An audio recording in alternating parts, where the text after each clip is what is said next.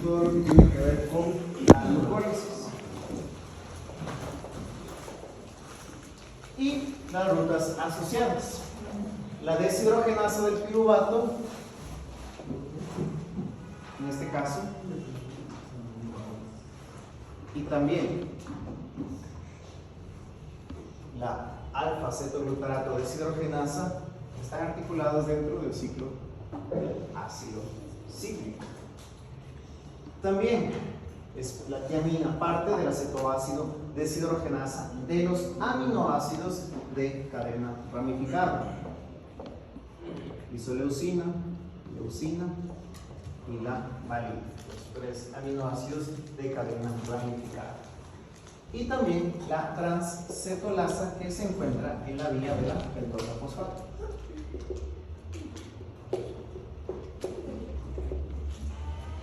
Sin tiamina no tenemos entonces la obtención de energía a partir de estas rutas consecuentes con la glucólisis. No tenemos la capacidad en este caso de hacer los intercambios entre estos aminoácidos de cadena ramificada y tampoco obtener energía a partir de la pentosa fosfato o los equivalentes de energía. La deficiencia de la vitamina B1 está asociada a una condición que se conoce como el beriberi. Básicamente una condición en donde hay una debilidad muscular, una debilidad generalizada dado por esta deficiencia. Evidentemente, si están asociadas a todos estos procesos energéticos, existe esa problemática. Tenemos estas dos, la encefalopatía de Wernicke y la psicosis de Korsakoff, ambos asociados con el uso y abuso de alcohol y narcóticos.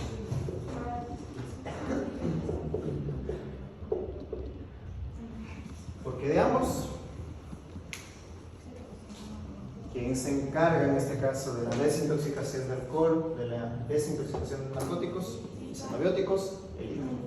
Entonces, como el hígado se ve saturado, ya no tiene sus recursos de tiamina para hacer, en este caso, frente a estas condiciones, en ya personas plenamente alcohólicas o de algún tipo de drogadicción, se encuentran estos dos problemas.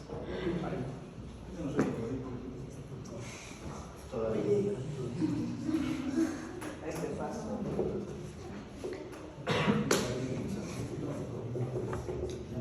La neuritis periférica crónica.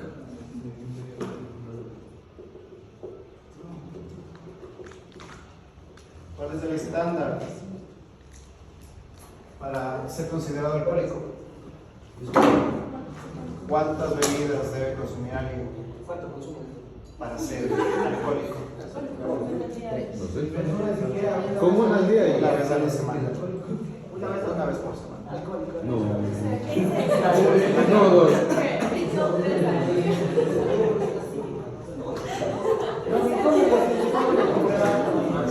La vitamina B2.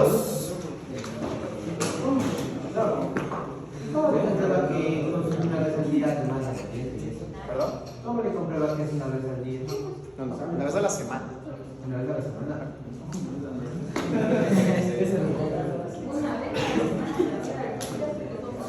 Pero que una, por ejemplo, una cerveza.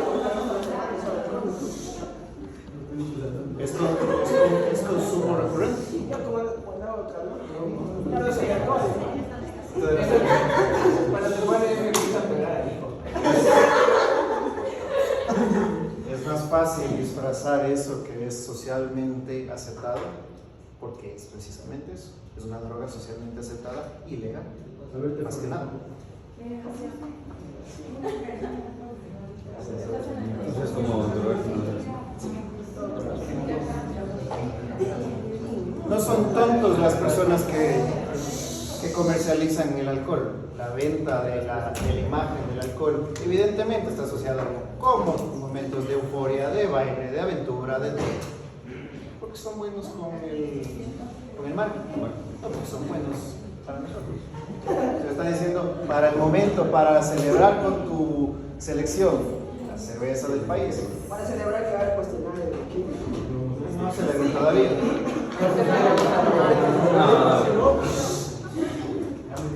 La riboflavina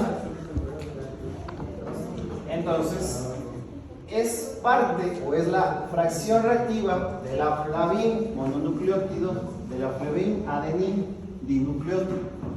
Ambos importantes para la oxidación de ácidos grasos y de los aminoácidos. Entonces, en estas reacciones van a estar presentes. Van a estar también dentro del ciclo del ácido cítrico para las conversiones que se dan en este caso. Asociado también, cuando hay un exceso de consumo de lípidos o más que nada de ácidos grasos, están asociadas con el estrés oxidativo. La formación de ciertas especies reactivas de oxígeno responde precisamente al intercambio de electrones a partir de estos equivalentes reductores. Entonces, también, por un exceso, pueden estar asociados. No en exceso de la riboflavina, sino el exceso de ácidos grasos. La deficiencia produce la quilosis, este tipo de rupturas en las comisuras de los labios, también un resquebrajamiento de los labios, descamación, inflamación de lenguas y la dermatitis seborreica. Es decir, el momento en que se forman algunos parches rojizos en el cuero cabelludo se da precisamente debido a este tipo de deficiencia.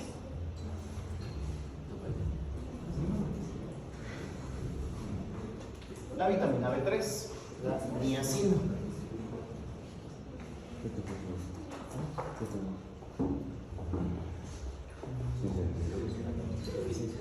Se sintetiza a partir del triptófano. En teoría, también vendría o cabe dentro de las vitaminas no esenciales.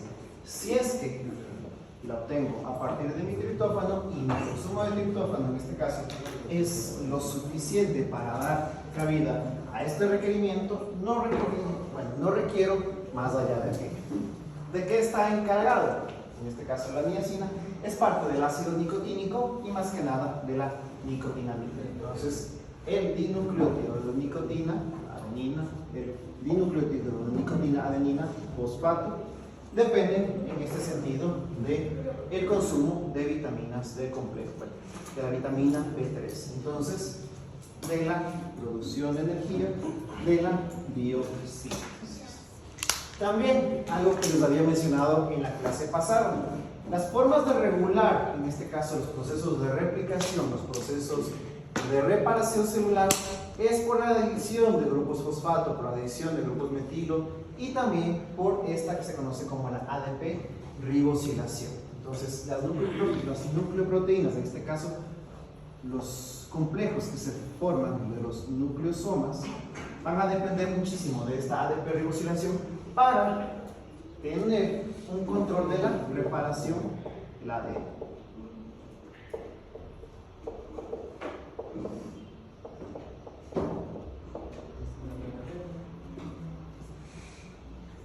La deficiencia de la vitamina B3 produce la pelagra en este caso. Y asociado a esta pelagra está la enfermedad de Hartmann. Me parece que a alguno de los grupos de acá les tocó la enfermedad de Hartmann. No. Tenemos aquí la pelagra, es en inglés la enfermedad de las 4 Ds: diarrea, de demencia, dermatitis,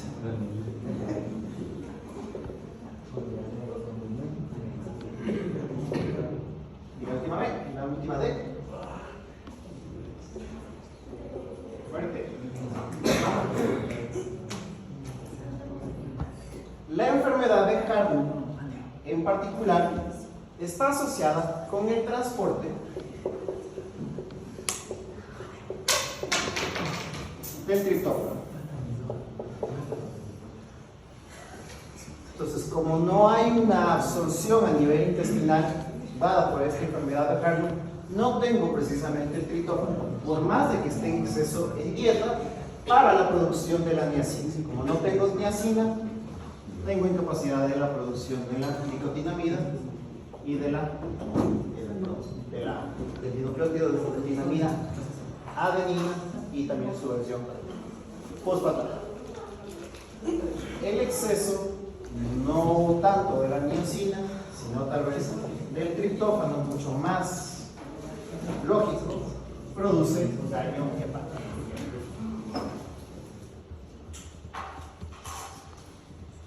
La B6 tiene 6 presentaciones coincidencialmente,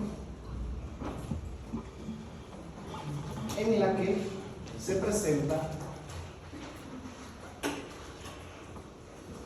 como piridoxina, piridoxal y piridoxamina y los 5 fosfatos. 5-fosfato de piridoxina, 5-fosfato piridoxal, 5-fosfato piridoxamina. Este de acá es el 5-fosfato piridoxal, que es la forma principal en la cual encontramos, o el 80% de la vitamina B6 se encuentra en esta forma de 5-fosfato piridoxal. Está a cargo del metabolismo de aminoácidos. Yo les había mencionado que en ciertas enzimas había un sitio activo en el medio que dependía de este piridoxal. 5-fosfato piridoxal. Estas enzimas son las aminotransferasas.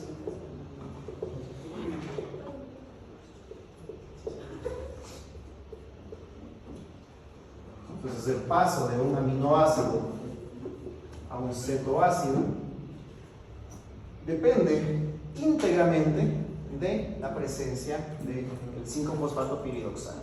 Si es que no tengo esta vitamina B6, no tengo los procesos de transaminasas o las aminotransferasas, entonces no tengo los procesos de síntesis de ciertos aminoácidos, en particular aquellos que vienen a partir del glutamato, de la glutamina, del aspartato, de la alanina. Todos aquellos se quedarían sin capacidad de síntesis. Es cofactor de la glucógeno fosforilasa.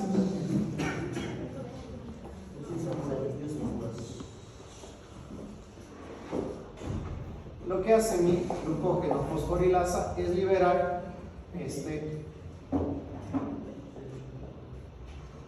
glucosa 1-fosfato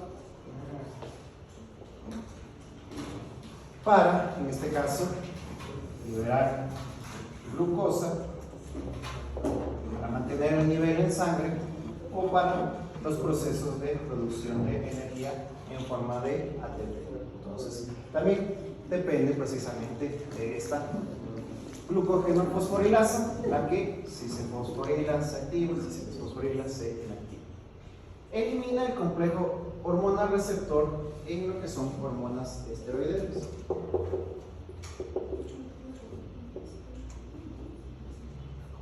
Entonces igual, esos receptores nucleares a donde se vinculan estas hormonas esteroideas que inducen cierto cambio a nivel de ciertos epitelios van en este caso a ceder de acuerdo a la presencia de esta vitamina B6. En general, la gran mayoría de las vitaminas B6, una deficiencia es relativamente rara. Está asociada a enfermedades de absorción y enfermedades, digamos, que tienen algo que ver, pero por consumo es muy raro que sea. Deficiencia moderada por anomalía en el metabolismo del triptófano. Entonces también otra que se ve asociada a la producción o la síntesis a partir de este triptófano.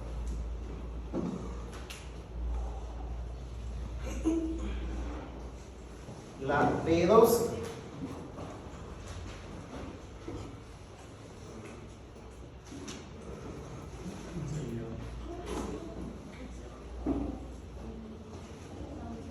Como vamos viendo, todas las estructuras de las vitaminas que hemos revisado hasta ahorita, tienen estos anillos vinculados a grupos aminos. Pero en esta tenemos una vinculación particular, la vinculación con el cobalto, ¿sí? Entonces es un agente alquilante del cobalto. De ahí se entiende el nombre común de esta vitamina.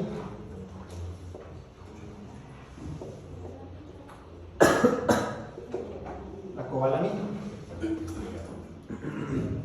La cobalamina, en este caso, es exclusiva de un tipo de alimento en particular. Los de la dieta deberían saber en qué alimentos encuentro vitamina B12.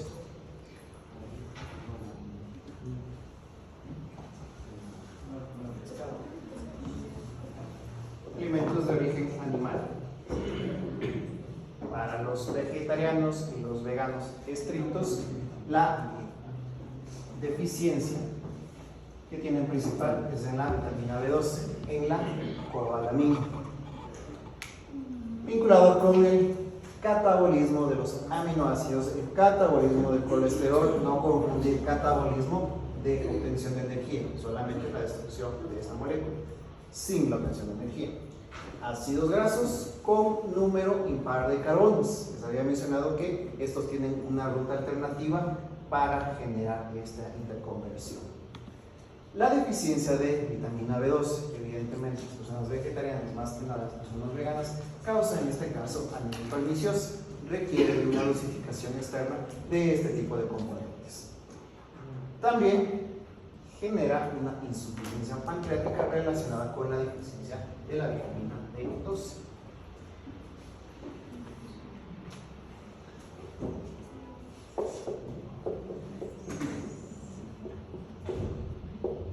Esta sería la producción de eritrocitos inmaduros.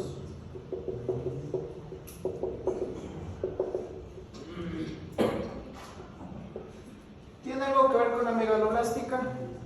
Digamos, es muy similar, pero hay esas diferenciaciones porque la perniciosa está directamente relacionada con la B12 y la megaloblástica tiene otras condiciones asociadas. La B9.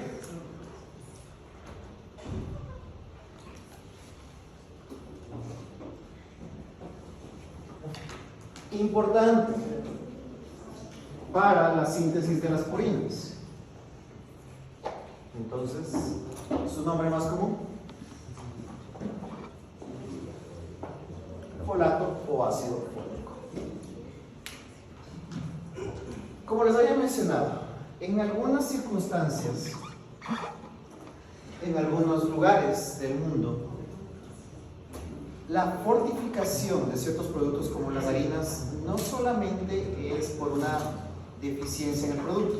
Si son harinas blancas, es común que la mayoría de los compuestos ricos en vitaminas, en minerales, son básicamente eliminados para obtener esa harina blanca. Sea harina blanca, sea harina integral, en ciertas partes del mundo donde hay deficiencias de folato, es donde se emplea con mayor frecuencia esta fortificación. Nuevamente, vayan al supermercado, vean la sección de los panes, por lo menos los que son producidos de forma industrial, y en los ingredientes van a decir, o básicamente al frente, van a decir fortificado con vitamina D, fortificado con ácido fólico, con folato. No es porque son sumamente generosos, sino porque la ley se los ordena. Entonces, es lo mismo que tener sal yodada. En gran parte del mundo, en algunas partes del mundo, yodar la sangre no es necesario, yodar la sal no es necesario, pero son intervenciones a nivel comunitario por una deficiencia. ¿De qué? De nuestros suelos. Nuestros suelos posiblemente, o de hecho, no tienen suficiente yodo, entonces ese yodo no se bioacumula en las plantas. Entonces, para mitigar esa baja concentración de yodo es que se hace una intervención comunitaria, del mismo modo que en este sentido con el folato. Nuevamente, para las mujeres embarazadas es algo que activamente se le indica para que tenga un buen desarrollo el infante, pero este también tiene relación con la cobalamina. Donde hay deficiencia de la vitamina B12, También va a haber deficiencia de folato. Si yo tengo un problema de absorción de la vitamina B12, si es que soy un vegano estricto, debo entonces tener muchísimo en cuenta la dosificación de cobalamina para que el folato en este caso pueda generar los beneficios que están asociados. Activos de tejidos con gran división celular, cualquier tipo de célula somática o de gametos. Sus análogos están usados en quimioterapia contra el cáncer. Ya habíamos relacionado esto en cuanto a evitar, si es que en este caso fomenta la división, los análogos buscan lo contrario, precisamente que las células no se reproduzcan más. Hay modificaciones, afortunadamente para nosotros, que se emplean para ciertos componentes. El trimethoprim, en este caso, es un antibacteriano. La molécula que, de hecho, las bacterias por lo general pueden producir su propio folato a partir de un precursor que está dentro de las redes metabólicas. Entonces, estas rutas son coherentes porque nosotros no podemos sintetizar nuestro propio folato, las bacterias sí. Otros, en donde es necesario, es en la pirimetamina. Este funciona como antipaludismo.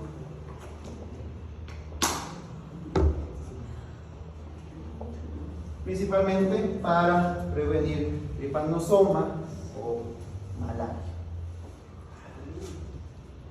Ahí sí, la vitamina B9, el folato, está asociada a anemia megaloblástica. Son eritrocitos también inmaduros que no tienen su forma y aparte tienen un volumen bastante grande y no son tan eficientes en el transporte del hierro, pero están más asociados con el folato que con necesariamente solo la vitamina B12. La vitamina B5, el ácido pantoténico, parte integral de la coenzima.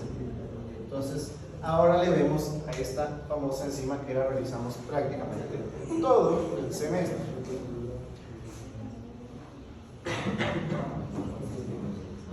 Si está asociada con la coenzima A, ¿a qué procesos está asociada?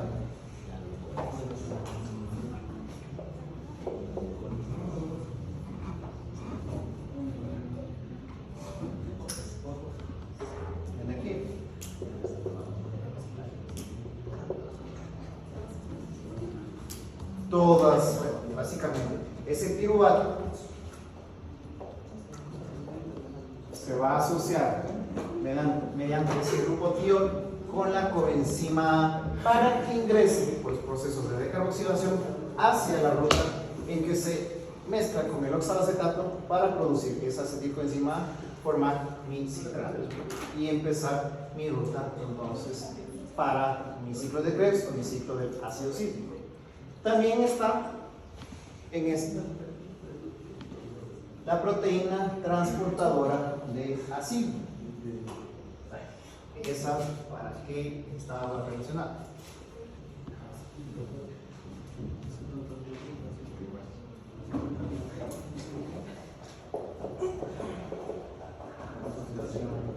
La beta-oxidación y la síntesis del colesterol. Sin ácido pantoténico no puedo obtener energía y tampoco por las rutas de la glucólisis o también a partir de la oxidación de los ácidos grasos y del colesterol. En este particular, su deficiencia es sumamente rara. Si notamos igual, tenemos una ribosa, base nitrogenada y el resto de mi coenzima.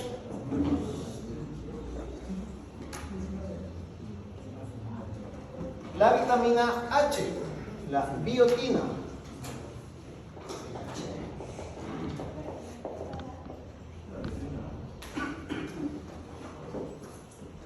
En principio, deberíamos tener la suficiente biotina a partir de bacterias intestinales, salvo en lo que les mencionaba. Riesgos de personas con alimentación modificada, es decir, en aquellas en las que ha sido necesario remover intestino por completo o partes del intestino, o también que tienen o llevan por un tiempo determinado estas bolsas de colostomía. Su deficiencia genera dermatitis, dolores musculares, anorexia, náusea, insomnio, afectación al sistema inmune y desorden neurológico. Este tipo de productos. Afecta también a la síntesis de proteína,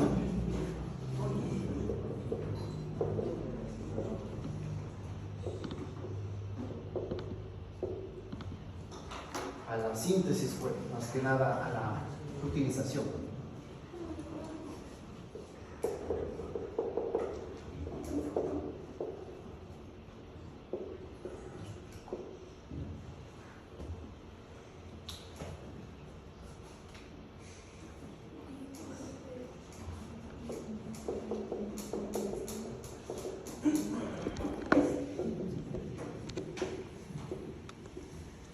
Entonces, son no cofactores directos de estas rutas, pero sin estos no se dan este tipo de condiciones.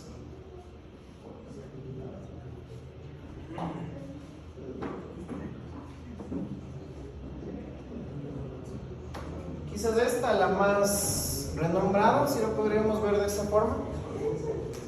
La vitamina C, su nombre más científico, ¿cuál es? Ácido ascórbico.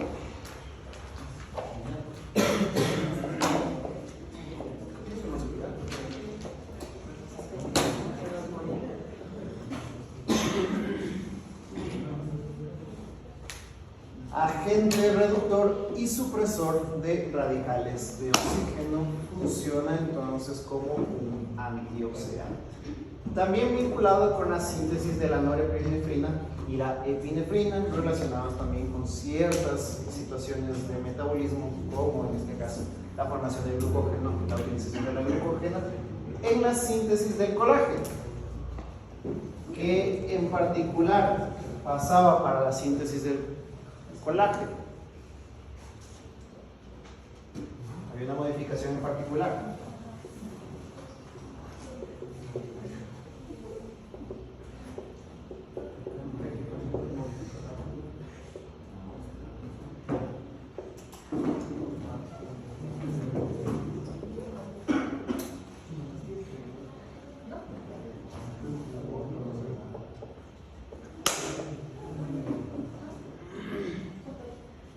Sin el ácido ascórbico no hay la modificación de la hidroxiprolina ni hidroxilizina. Entonces tengo un daño en la producción de colágeno. Mejora también la absorción del hierro inorgánico. El hierro inorgánico es el hierro noveno. Y ahí sí, la enfermedad del mar, la enfermedad de los piratas, el escorbuto, sangrado de encías, debilidad muscular, debilidad articular, todo asociado precisamente con la incapacidad de sintetizar colágeno. Entonces las personas perdían los dientes, tenían estas encías sangrantes, debilidad muscular, como les mencionaba, bastante marcado por esta incapacidad de modificar la prolina y la lisina a hidroxiprolina a hidroxilisina.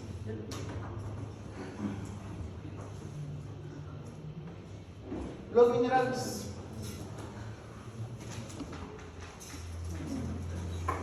Su distribución de los alimentos es bastante diversa. Por eso, salvo en el hierro, no se consideran realmente carencias.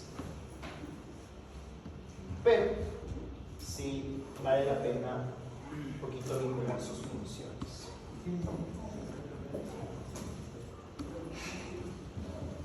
Entonces, lo que les mencionaba con el yodo. Aquí está. Nuestros suelos son carentes de yodo. Normalmente en otros países hay suficiente yodo en las fuentes vegetales que previenen lo que les había mencionado en algún momento, la enfermedad del pozo o del coto. Entonces, para dar frente a ese tipo de condiciones es que se debe regular, o más que nada a nivel de producción, se añade el yodo para suplir esa carencia de mineral. Entonces, dependiendo de cada región, se puede dar ciertas condiciones referentes a la naturaleza de su consumo. Por ejemplo, en ciertos países que son muy dependientes del arroz, mucho más que nosotros en Chile, mucho más de la yuca, por ejemplo, en ciertas partes del África, se estaba considerando y todavía se considera la inserción del gen del retinol para suplir esa falencia. Ese es un alimento transgénico y por esa mala fama que se han ganado los alimentos transgénicos, básicamente Greenpeace le ha hecho la vida imposible a todos los agricultores que han querido hacer uso de ese tipo de semillas. Pero es una forma de dar una intervención, en este caso sistemática, a un problema que se está dando en toda la comunidad. Como función estructural, principalmente calcio muy relacionado a magnesio y también el fosfato para la mineralización de esta estructura ósea. Participan en la función de la membrana, ya mencionamos sodio-potasio, en la bomba sodio-potasio para el intercambio de iones, pero también el intercambio de energía, como en algunos de los transportes activos que se dan a nivel celular. Forman como grupos prostéticos en las enzimas, como cofactores, como coenzimas. Cobalto, cobre, hierro, molibdeno, selenio, zinc. Selenio, recordemos, en la selenocisteína en particular, pero todos estos metales de transición también, en este caso, participan para que estas enzimas se activen o se desactiven en muchos de los casos. Más que nada para que ese sitio activo permita la formación del complejo enzima sustrato. Función reguladora o función en la acción hormonal. Entonces, el calcio afecta muchísimo ciertas, la transmisión, por ejemplo, de los estímulos nerviosos, por ejemplo. El manganeso tiene mucha relación en la acción hormonal, mismo con el sodio y el potasio. Se sabe que son esenciales, pero se desconoce su función, es decir, remuevan por completo de la dieta silicio, vanadio, níquel y estaño y hay problemas asociados. La cantidad que se requiere todavía no está determinada. Un consumo muy elevado de estos metales puede generar problemas porque también encuentro aquí ciertos metales de transición que pueden generar toxicidad cuando se bioacumulan en el cuerpo. Efectos en el organismo, pero no se establece su carácter esencial. El fluoruro, en este caso, más allá de la protección o de la placa de mis dientes, tiene una función, como les menciono, establecida aún. El litio tiene una historia bastante interesante. Está asociada a cierta integridad, más que nada, de mi sistema inmune. Como muchas de las gaseosas empezaron como tónicos que se vendían en las farmacias. El litio era el componente original.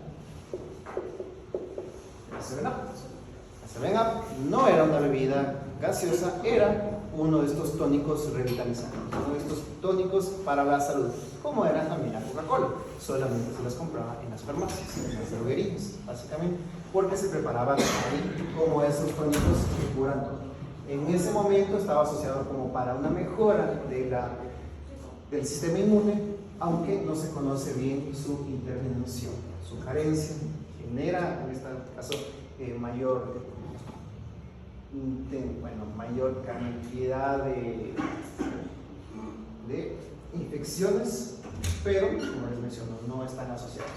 Aquí el zinc, y también algo que me olvidé mencionar,